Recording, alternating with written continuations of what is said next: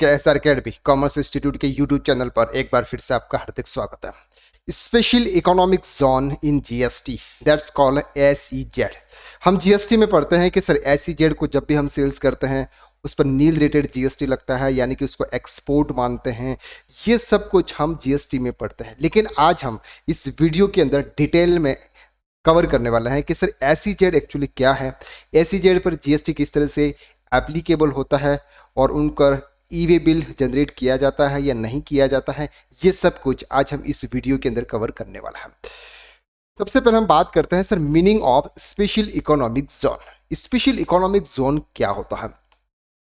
Special economic zone dedicated zone whereas business enjoy simple tax and easier legal compliances. Sir India के अंदर पूरे भारत देश में GST applicable है।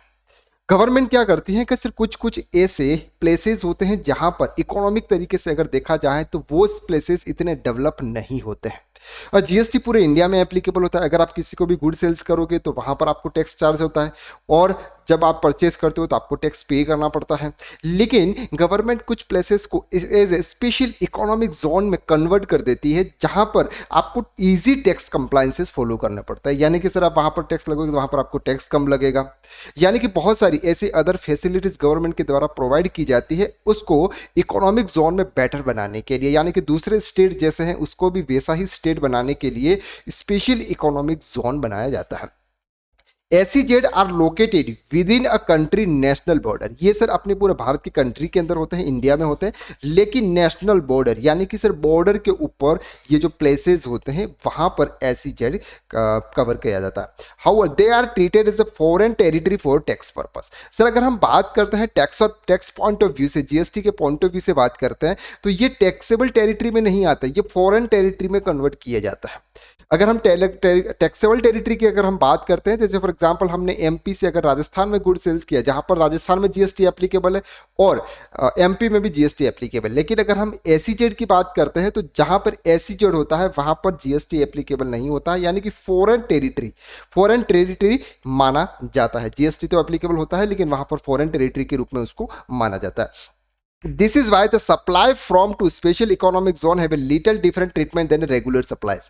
That means कि सर अगर आप किसी भी अदर स्टेट को सप्लाई कर रहे हो और अगर आप एसईजेड को सप्लाई कर रहे हो तो वहां पर जो ट्रीटमेंट होता है जीएसटी का वो डिफरेंट होता है। तो यहां पर हमें समझना है कि अगर हम एसईजेड को सप्लाई करते हैं तो किस तरह से ट्रीटमेंट किया जाएगा जीएसटी का। In simple words, even when SEZ are located in the same country they are considered as located in the foreign territory. Sir पूरे भारत के अंदर ही है वो जो प्लेसेस है, स्पेशल इकोनॉमिक जोन जो है वो इंडिया के अंदर ही है, लेकिन फिर भी उसको फॉरेन टेरिटरी मानते हैं। और फॉरेन टेरिटरी अगर हम मानते हैं इसका मतलब उसको क्या माना जाता है? एक्सपोर्ट माना जाता है। अगर एक किसी नॉर्मल प्लेस से, जीएसटी के प्लेस से अगर आप स्पेशल इकोनॉमिक जोन को अगर आप कोई भी गुड सप्लाई करते हो तो वो क्या माना जाता है? सर फॉरेन टेरिटरी में माना जाता है। और फॉरेन टेरिटरी का अगर आप कोई भी गुड सप्लाई करते हो तो वो एक्सपोर्ट माना जाता है। SEZ are not considered as a part of India. अब ये जीएसटी के पॉइंट ऑफ व्यू से उसको पार्ट, इंडिया का पार्ट कवर नहीं किया जाता है। Based on this it can be clearly said that under GST any supply और by specially economic zone developer special economic zone unit considers a inter state supply integrated goods and GST will be applicable. अब यहां पर sir हमको समझना ये जरूरी है कि सर इस केसेस में जीएसटी किस तरह से एप्लीकेबल होता है। तो यहां पर आपके दो फैक्टर्स होते हैं। एक होता है कि फॉर एग्जांपल ये स्पेशल इकोनॉमिक जोन है और ये हमारा कोई भी अदर स्टेट है। अगर हम अदर स्टेट से अगर कोई भी गुड्स स्पेशल इकोनॉमिक जोन में ट्रांसफर कर रहे हैं, उनको सप्लाई कर रहे हैं, तो वहां पर जीरो टैक्स लगता है, वहां पे जीरो टैक्स लगता है। लेकिन अगर हम बात करते हैं कि स्पेशल इकोनॉमिक जोन से किसी अदर स्टेट में अगर हम गुड्स ट्रांसफर करते हैं, सेल्स करते हैं, सप्लाई करते हैं, तो वहां पर आपका आईजीएसटी चार्ज होता है। That's called integrated goods and service tax. तो यहां पर यह आपको समझना जरूरी है, आगे भी हम और डिटेल में उसको कवर करेंगे। अब हम बात करते हैं sir meaning of export and import. अब यहाँ पर हमने बात की थी सर ये जो स्पेशल इकोनॉमिक जोन जो होते हैं ये फॉरेन टेरिटरी माना जाता है, और जब फॉरेन टेरिटरी माना जाता है तो यहाँ से अगर हम कोई गुड्स परचेस करेंगे तो इंपोर्ट माना जाएगा, अगर हम उनको कोई गुड्स सेल्स करेंगे तो एक्सपोर्ट माना जाएगा। जैसे ये फॉरेन जैसा हम यहाँ पे उनको ट्रीट करते हैं।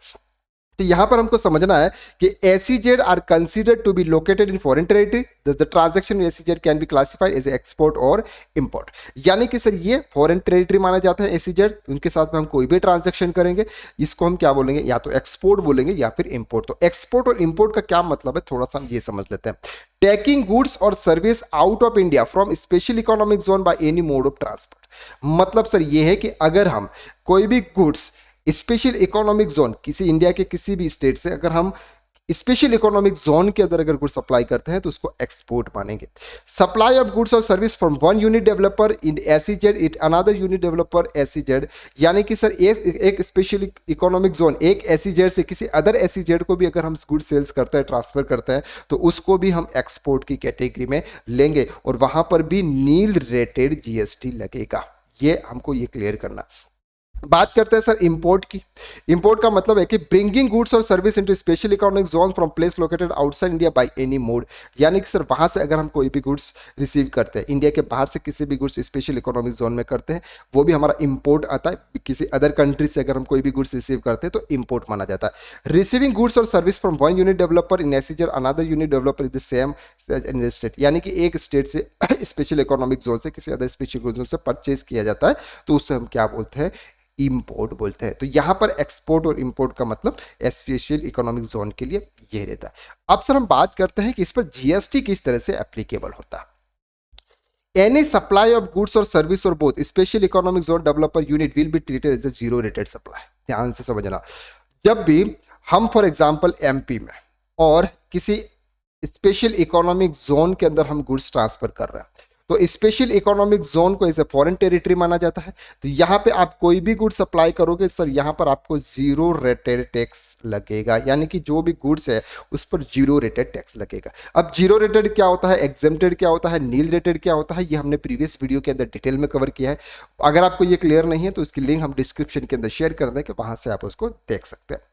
दैट मीन्स कि this supply attract zero rate under GST. In other word supply to SEZ are exempt from GST. या फिर हम ये बोल सकते हैं कि सर एसीजेड को अगर आप कोई भी सप्लाई करोगे तो एग्जेम्प्टेड होगा एंड कंसीडर एज एक्सपोर्ट, और इसे एक्सपोर्ट मानेंगे। सप्लाईज गुड्स और एसीजेड कैन, यहाँ पर दो तरीके से, सप्लाई अंडर बोर्ड और LUT without payment of IGST claim credit of ITC. मतलब सर ये है कि अगर हम एसीजेड को गुड सप्लाई कर रहे हैं, एसीजेड को हम गुड सप्लाई करते हैं और अंडर बॉन्ड या फिर LUT without payment IGST, LUT के अंदर कर रहे हैं और हम जीएसटी का पेमेंट नहीं करते हैं, तो आप जो कोई भी गुड्स परचेस करते हो, जो आपने सेल्स किया एसीजेड को, वो गुड्स आपने परचेस किया होगा, उस पर आपने आईटीसी पे किया होगा, तो वो आईटीसी आप क्या करोगे सर, क्रेडिट कर सकते हो किसी अदर के सामने।